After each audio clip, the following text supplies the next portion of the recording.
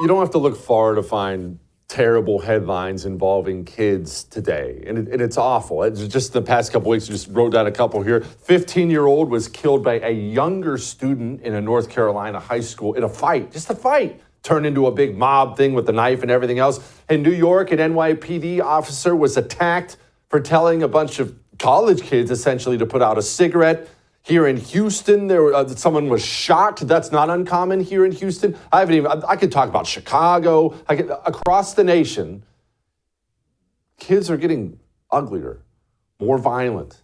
What in the world's happening? Joining me now, host of the Alec Lace show, Alec Lace. Alex, okay, every time I see one of these videos, man, I don't think about politics. I don't think about religion or skin color, any of these other things. Every time I see one of these, brother, I think, man, where are the dads out there? I see a bunch of kids with no dads losing their friggin' minds.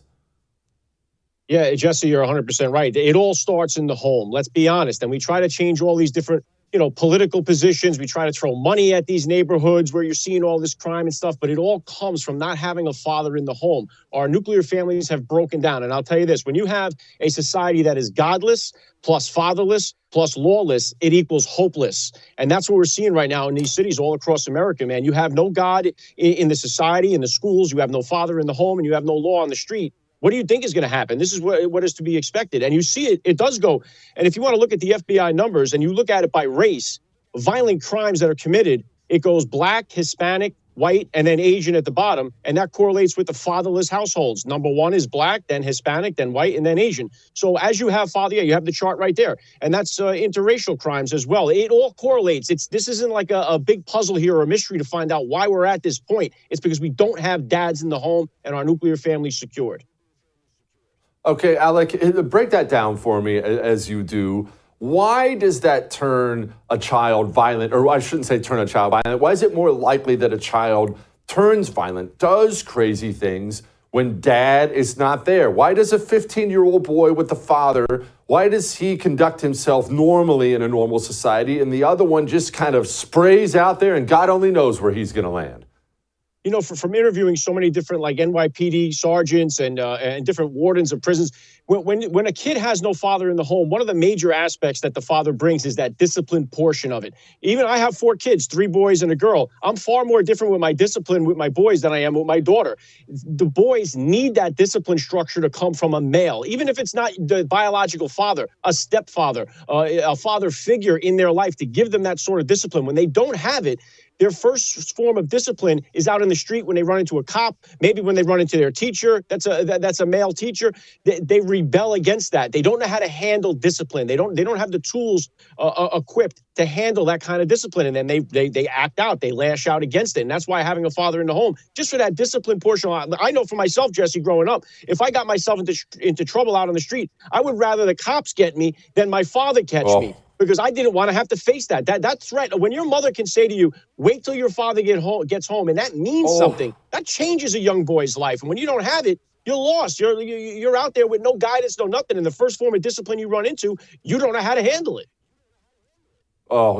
Just you saying the words, Alec, gave me the shivers all over again because my mother used to say that to me every time I got in trouble. Wait till your father got home. And you're right, man, come lock me up. Come take me anywhere. Just don't let dad get home and get his hands on me. I can still figure it out to this day. You know what? There's more to this too, Alec. Actually, I brought it up at the beginning of the show. Suicides in this country. Men are 4 times as likely as women to commit suicides in 2022, almost 50,000 suicides. Why are men so sad, Alec? What's missing? What's lost? What's wrong with us? Well, number one, there's an attack on masculinity in this country. We know that. We've seen it. They've emasculated men. Men are afraid to be men, afraid to be proud to be a man. And you also have now women who are making a lot more money than a lot of times the men that are trying to date them. And so they feel inferior. They're not the head of the household anymore. And so we've taken apart. The man is supposed to be the provider for his family. He's supposed to be out there bringing home the bacon. That's always been his role in society, to be the one that the family can rely on to bring home the money and to be the guy that that provides for his family. They've taken that away from so many men in this country, so they don't have that anymore. And a lot of guys are just afraid to be men. And so that's a part of it that leads to suicide. Yes, it is. Men are dominating the suicide numbers. They also dominate the homeless numbers. They also dominate the prison numbers. So it's like it's an all-out war against men, particularly in the Western world. They don't have their seat at the table like they once did. And that's why you're seeing these numbers spike all over the place. You brought up the NYPD earlier, and we haven't done any politics yet, but I saw 2,500 NYPD cops have turned in their badge, Alec. And these aren't only the cops, these are oftentimes the best, most experienced cops. So the NYPD, from my friends at the NYPD, tell me they're experiencing a serious brain drain there. And these positions are going to be filled by a bunch of brand new diversity hires who don't have any idea what they're doing.